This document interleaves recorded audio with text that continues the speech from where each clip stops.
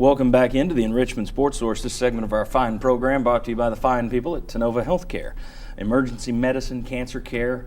They have a heart institute, robotic surgery center, stroke center, labor and delivery center, orthopedic experts. Whatever type of medical care or treatment you need, Lord knows I've seen them about each of those, I think, including labor and delivery. I can't give them a better endorsement than I already have, and that is the folks at Tennova Healthcare saved my life. When I was going through cancer a couple of years ago, they were the ones that helped get me through it. I trust them with my life. I hope you'll trust me when I tell you, check out Tennova.com and Tennova Healthcare if you need medical attention. All right, I want to welcome in the next member of our rotating panel in here. We got Shazan Bradley, former Vol defensive lineman. Welcome in. Want to start with you. We'll go around in this segment. I think what you saw last night is just kind of a reinforcement that Tennessee's most glaring problem is a lack of speed. Speed on the defensive line, speed in linebackers, speed in the secondary. Shazan, your thoughts on Tennessee's speed? Do you see it the same way I do, or no? Well, yes, I do. And I don't know that it's really a lack of speed is in terms of angles, bad angles, not getting off the blocks fast enough, quick enough, not using your hands. One thing about, I think that if you take better angles and you use quickness versus speed, I think you can make up for what's going on. You look at Missouri and they look like to me the typical SEC football team. Real quick, small, lean linebackers, guys up front look like they played a part. That's an SEC team. Okay. Guys, your thoughts on speed? I thought Green Beckham's first touchdown run, there were 7 guys next to him and he's passed them. The one that really, I thought, I don't know, maybe it was bad angles, but boy, Russell Hansbrough, right up the middle, looked like he was shot out of a cannon. We talked about it. I think the only thing Tennessee players, the only thing that moved was their heads, watching him go by. Well, that's the quickness part. They're hitting quick.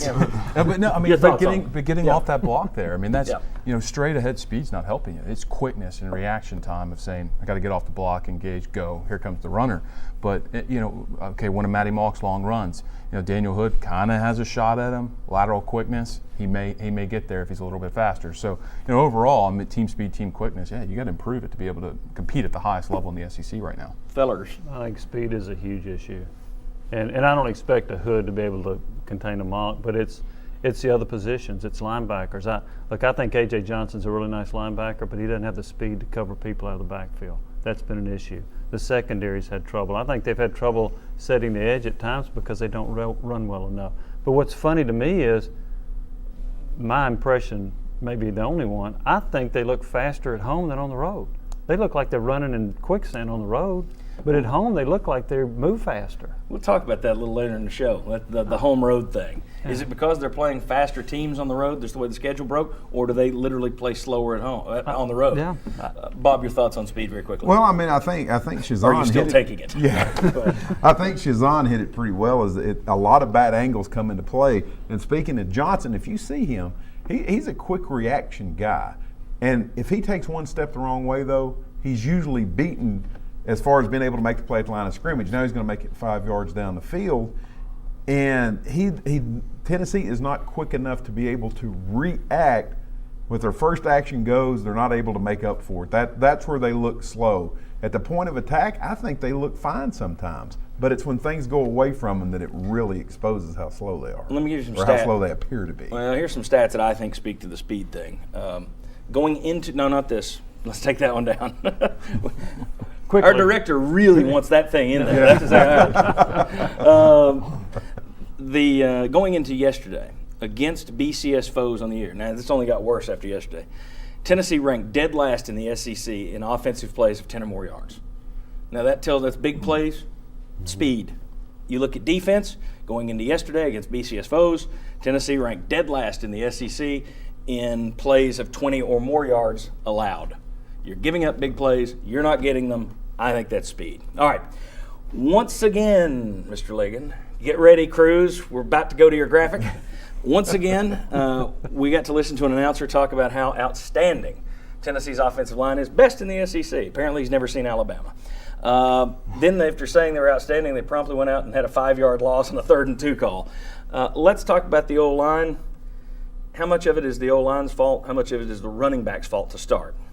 At this point, there's a lot on the offensive line. Early in the game, before I noticed a couple things, they were playing high. Missouri's got a good defensive front. You can't play high. They're going to have leverage on you, and they're going to beat you every time. I don't care if you're an I think they're All-American. drug tested, David. So all of these things that come into it. Well, last night against Missouri, kind of looked like a little bit of a John Chavis defense, stemming to what we used to call a black 5-3, a bear 5-3 front. Mm-hmm. You don't run zone. You don't run a read option into that because they have more guys than you do, and that's excluding the safety coming down into the box because we don't have a fullback, and we're using a quarterback to account for the backside end.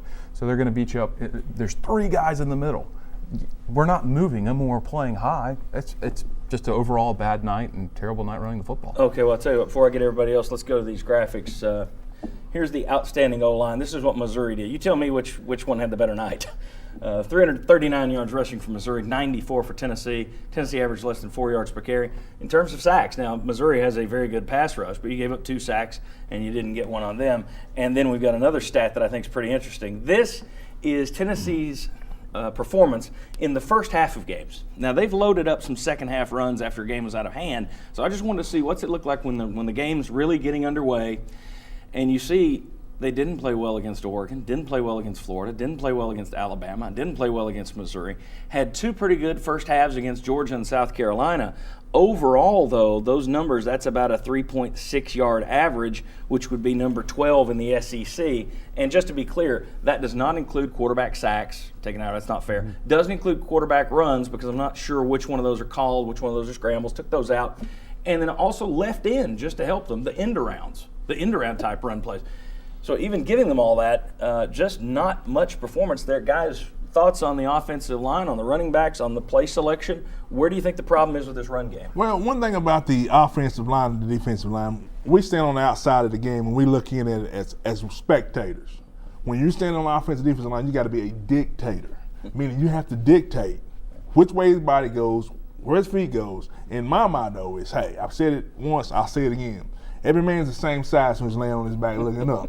So if I cannot run him down the field, I'm going to lay him right there and wait. Well, this offensive line is supposed to be able to do that, Shazan. Everybody all year said, well, they're going to dominate with the offensive line. They're not laying people out, and they're not moving them where they want it to go. And David's looking at me. If you want to defend your guys, jump in. I mean, I can't. The stats speak for themselves. I think physically they look the part. There's no doubt about it. I think we can all say that. But the performance isn't there. When you look at the stats, the best ones we saw, Georgia, South Carolina, they were in those games. All the others, they got shut down. And both were at home. Yeah, at home. Missouri, I think, schematically did some good things against Tennessee and physically just whipped them. You got to look at the last 3 years in terms of the coaching that they've gotten and they've had. You got to learn how to step out and make it happen. And Coach Jones, his staff's doing a marvelous job. I mean, they're not magic, so it's going to take a little more time. They look like they're pushers and shovers to me. That's what they're doing. Instead of lining up and trying to blow somebody off the ball, they're just kind of pushing and shoving. So he says they're high, you say they're pushers. I think we know what the problem is. And you're taking speed. All right. But you don't think here's the thing. These guys are all expected to be big-time NFL prospects, and they may be, but they've played in a spread passing system, and now it's kind of a spread running system.